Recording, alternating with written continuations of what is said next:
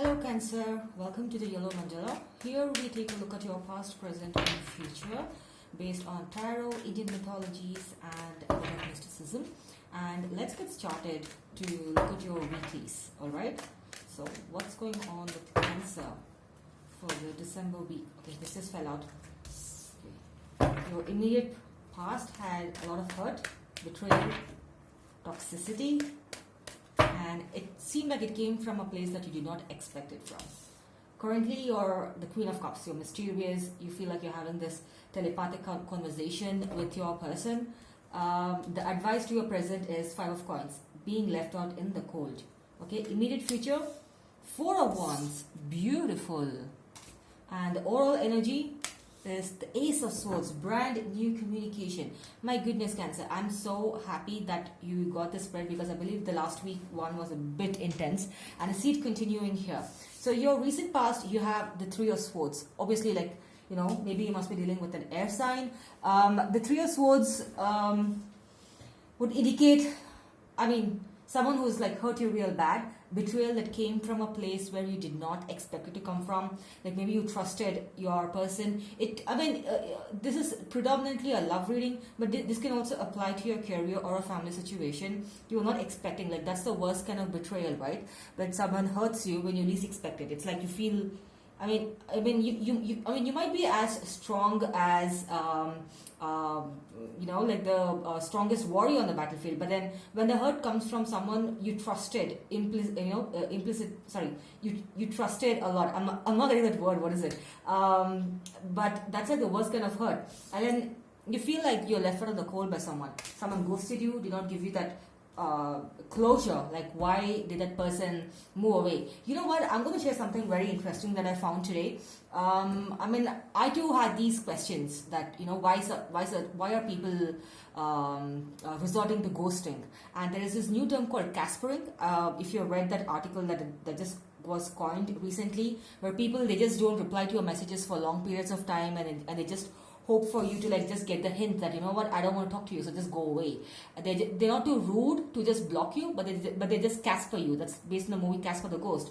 So you might have been ghosted or caspered, and you know, you just feel left out in the cold, like not respected. And I feel at least in the ghosting bit, or you know, like blocking bit, you get the message loud and clear, like, you know what, I don't want to deal with you. So the band-aid is pulled off. But then with caspering, it's like you're waiting for a message, you're wasting your time checking for the message, and it's just affecting you mentally, correct? I mean, all of us have been there. And I think the ones who resort to caspering are cowards, right? I mean, just pull your socks up and tell the person like, hey, I don't think this is working out. So yeah, like whatever, bye, right? But then this is the worst. And right now you're the Queen of Cups mode. You're really safeguarding your love. But also you really feel a strong pull towards your person. And a sense that, I digressed. Going back to the article that I read, like only when two high vibrational souls, when they meet, and then when they're coming together, they feel the intensity is too much. So there is this temporary form of separation that happens between these two high vibrational soulmates, and this is like something, and you should take it as a gift from the universe, that when you're separated forcibly, and when you have all these questions in your mind, like why did this happen? Like I don't deserve this. Like I don't deserve the silent treatment, or I don't deserve this ghosting. So when you're thinking about all of these questions, one of the probable answers could be that the two of you are highly vibrational soulmates, or souls, if you don't believe in soulmates, and the two of you were like too much for each other. So this temporary separation was necessary so that you could focus on the areas of your life, so that you can, you know, make them better, so that when you two come back, the two of you are the better version of yourselves, and you have like a lot of accomplishments under your belt by the time you come back. So this could be for weeks, this could be for months, or this could be for a year. I hope it's not years of separation. But that's what this reminds me of, that the two of you, you and your person, are high vibrational soulmates. And this temporary separation is for your own good, alright? And the Queen of Cups, maybe you're speaking to them telepathically, like, I don't know, you're watching something on the TV, like maybe you're watching Free Guy, that's by Ryan Reynolds, or Red Notice. I just love Ryan Reynolds. So, and then you're like, oh my god, I really want to share this joke with my person, and the person is not there, right? So, maybe you're going through having all these telepathic conversations. You really, sometimes you just get lost in your dreamland so much that you just experience a person right next to you. You could be working on your laptop, like working on your Excel spreadsheet, and you're like, hey, let's look at this, and then you realize that the person's not there next to you. So I mean, there's a lot of telepathy happening between the two of you, but then you do feel a lot of sense of loss and disappointment deep down, because somebody really like left you out in the cold. It could be a form of ghosting, blocking, or caspering. All right, but I have good news for you.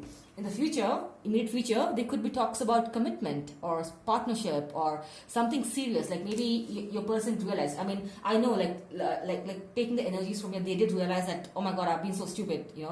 I just bungled the situation. I played with Cancer's feelings, and I need to rectify this. So I sense like a commitment is coming towards you, or at least a start to having a serious talk. Like, yeah, I screwed up. Like, so let's sit down and talk. Like, if it's long distance, like, how can we make this work? Like, should we speak once a week, twice a week, or do we plan to travel once all these countries' borders open up? So you're gonna have a serious conversation. Now, this is a scene from one of the Hindu mythologies. It's a beautiful Hindu marriage scene, and I mean, this literally translates to marriage.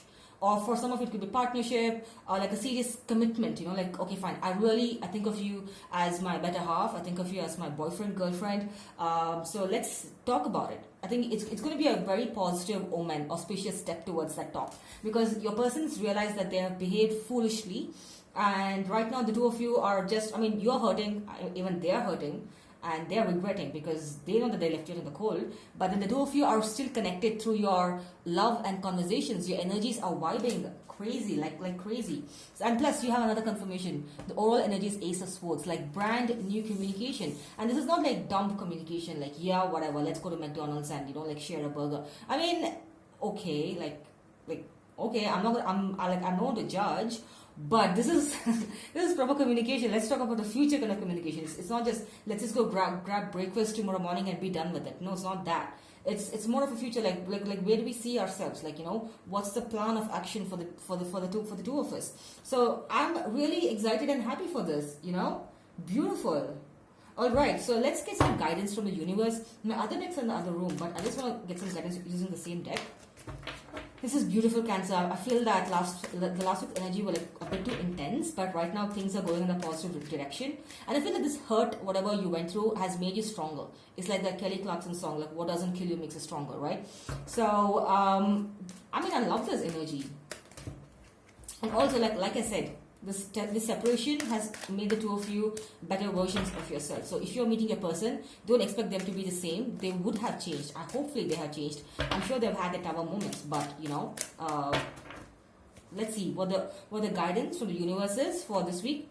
You have the Magician, the Four of Coins, and the Knight of Coins. Okay, I feel that you are in the Four of Coins mode. You're really holding back your emotions and love from this person when they come back to you. Maybe because they've hurt you in the past, you're guarding your heart, which is fine, all right? But then if they're coming towards you to open up and to have a proper conversation, perhaps you should open a little bit of your heart and let that ray of light inside, right? And you're manifesting, the two of you are manifesting each other. It's beautiful. For me, Magician is not about, in this sense, for me, it's not about black magic or whatever. It's more about this positive, beautiful, auspicious vibes that, that come in where where two souls are manifesting each other. Like, yeah, like we're separated, we're working on ourselves, but then, when we come back, it has to be like, it has to be magic. All right, and I can literally see like this golden aura that's going to pop up behind you, like the last scene of Beauty and the Beast, when Beast converts, when Beast turns back into a man, he has that halo around him and all that. So it's a beautiful, auspicious thing. And the two of you are going to have the talk. And this is a card for me, the Knight of Coins, where the two of you will sit down and perhaps have that conversation about, okay, how do we go from here? Like, where do we start?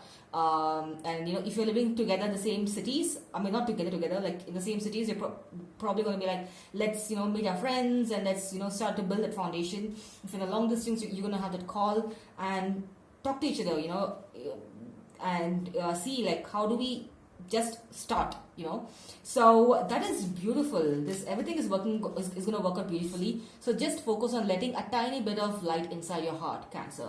I know you've been hurt, it's been horrible, but there is hope, and for hope to come inside your life, you need to like open yourself up at least a little bit. Right now you're in a super guarding zone. You're like worried, you're anxious. Like, what if this person hurts me again? But seems like this person's had a lot of tower moments and they've changed. So they are also thinking about settling down with you, and they're going to come forward with beautiful communication, like logical, proper, adult, mature communication. It's not, mumbo jumbo. Okay. So I wish you all the best, and let me know how it goes. I'm super excited that you're moving away from this dark energy. It's like from Loki, you're going to Thor, the god of thunder kind of energy. I don't know if that makes sense, but this is a nice example that I thought of. Okay, then see ya then. Bye.